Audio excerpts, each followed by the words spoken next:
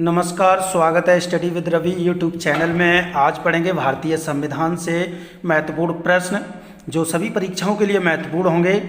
Channel पर पहली बार आए हैं तो प्लीज़ चैनल को सब्सक्राइब कर लें और बेल आइकन जरूर दबा लें, जिससे कि आने वाले वीडियो का नोटिफिकेशन आप तक पहुँचता रहे। तो चलिए शुरू करते हैं, प्लीज़ वीडियो को लास्ट तक देखें। तो पहला प्रश्न है कि राष्ट्रपति सर्वोच्च न्यायालय से संविधान के किस अनुच्छेद के अंतर्गत परामर्श ले सकते हैं? अनुच्छेद 123, अनुच्छेद 352, अनुच्छेद 315 या फिर अनुच्छेद 343? तो इसका सही आंसर है अनुच्छेद 143। अगला प्रश्न है, सर्वोच्च न्यायालय अपने द्वारा सुनाए गए किसी निर्णय या आदेश को पुनरावलोकन कर सकता है। यह व्यवस्था संविधान के किस अनुच्छेद में उपबंधित है? अनुच्छेद 138 में, अनुच्छेद 139 में या फिर अनुच्छेद 137 में या फिर अनुच्छेद 143 में? तो इसका सही आंसर है अनुच्छेद 137 में सर्वोच्च न्यायालय अपने द्वारा सुनाए गए किसी निर्णय या आदेश को पुनरावलोकन कर सकता है। अगला प्रश्न है, संविधान के किस अनुच्छेद के अंतर्गत अधीनस्थ न्यायालय या जिला न्यायालय का प्रावधान किया गया? अनुच्छेद 231, अनुच्छेद 233, अनुच्छेद 131 या फिर अनुच्छेद 143?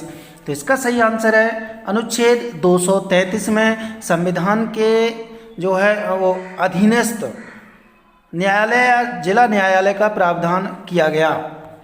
अगला प्रश्न है, भारतीय संविधान का कौन सा अनुच्छेद संवैधानिक प्रावधानों की संघीय संसद राज्य विधान पालिकाओं द्वारा बनाए गए नियमों कानूनों पर प्राथमिकता प्रदान करती है?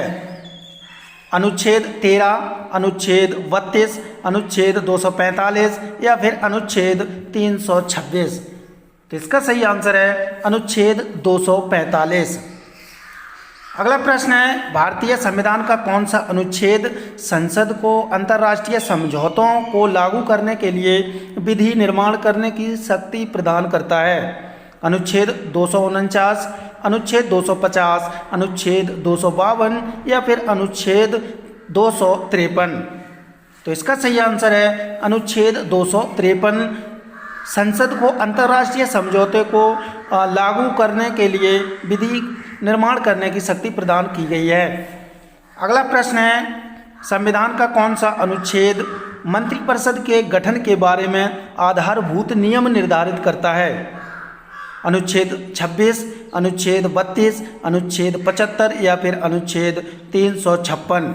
इसका सही आंसर है अनुच्छेद 75। अगला प्रश्न है, भारत के न्यायवादी की नियुक्ति से संबंधित अनुच्छेद कौन सा है?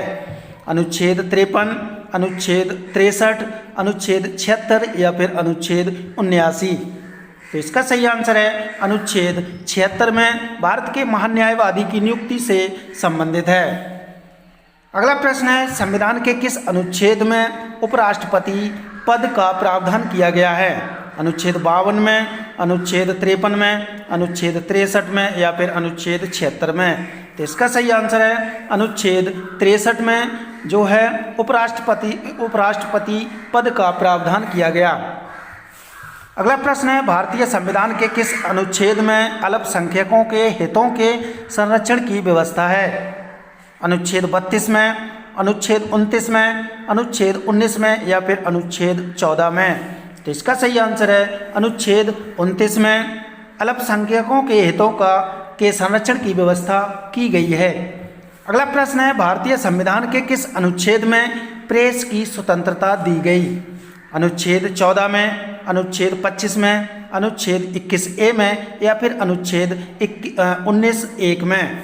तो इसका सही आंसर है अनुच्छेद 19(1) में जो है वो प्रेस की स्वतंत्रता प्रदान की गई। अगला प्रश्न है, संविधान सभा में उद्देश्य प्रस्ताव किसने प्रस्तुत किया था?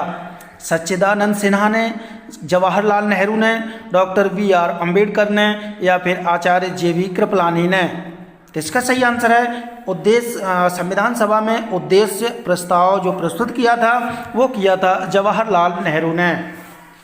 अगला प्रश्न है, भारत के लिए संविधान सभा की रचना हेतु संविधान सभा का विचार निम्न में से सबसे पहले किसने प्रस्तुत किया? स्वराज पार्टी 1924, कांग्रेस पार्टी 1936, मुस्लिम लीग ने 1942 या फिर सर्वदल सम्मेलन 1946। तो इसका सही आंसर है स्वराज पार्टी 1924 में जो है वो संविधान सभा का विचार किया था।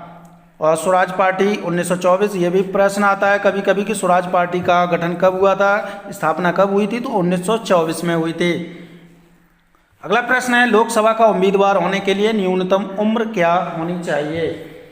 25 वर्ष, 30 वर्ष, 35 वर्ष या फिर 18 वर्ष? तो इसका सही आंसर है लोकसभा का जो उम्मीदवार बनने के लिए उम्र होनी चाहिए वो होनी चाहिए 25 वर्ष। अगला प्रश्न है, किसी राज्य में नगरपालिका का सीमा क्षेत्र अधिसूचित करने के लिए निम्नलिखित में से कौन सक्षम है? संबंधित राज्य का राज्यपाल, भारत के राष्ट्रपति, संबंधित राज्य का मुख्यमंत्री या फिर राज्य विधानमंडल?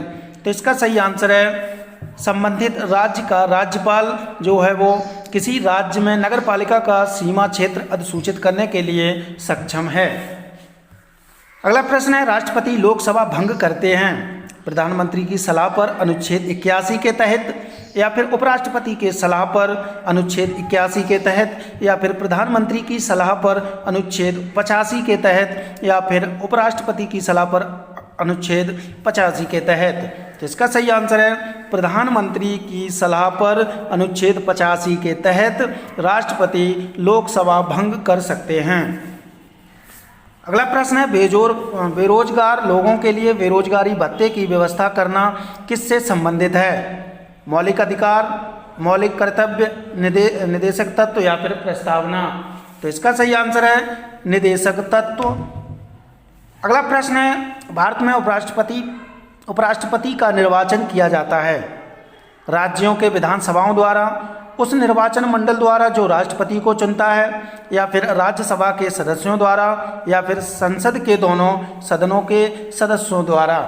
तो इसका सही आंसर है संसद के दोनों सदनों के सदस्यों द्वारा भारत में उपराष्ट्रपति का निर्वाचन किया जाता है। अगला प्रश्न है कि संविधान दिवस 26 नवंबर को ही क्यों मनाया जाता है? शुभ मुहूर्त है, या फिर जवाहरलाल नेहरू का जन्मदिन है, या फिर बाबा साहेब अम्बेडकर का जन्मदिन है, या फिर भारत का संविधान अंगीकृत हुआ था? तो इसका सही आंसर है कि भारत का संविधान अंगीकृत हुआ था, इसलिए संविधान दिवस जो है 26 नवंबर को मनाया जाता है। अगला प्रश्न है कि भारतीय संविधान में स्वतंत्रता, मानवता, समानता और भाईचारे की अवधारणा किस देश के संविधान से प्रेरित है? सोवियत संघ से, चीन से, या फिर जापान से, या फिर फ्रांस से? तो इसका सही आंसर है फ्रांस से संबंधित है स्वतंत्रता, समानता और भाईचारे की अवधारणा। अगला प्रश्न है, संविधान दिवस को और किस रूप में मनाया जाता है?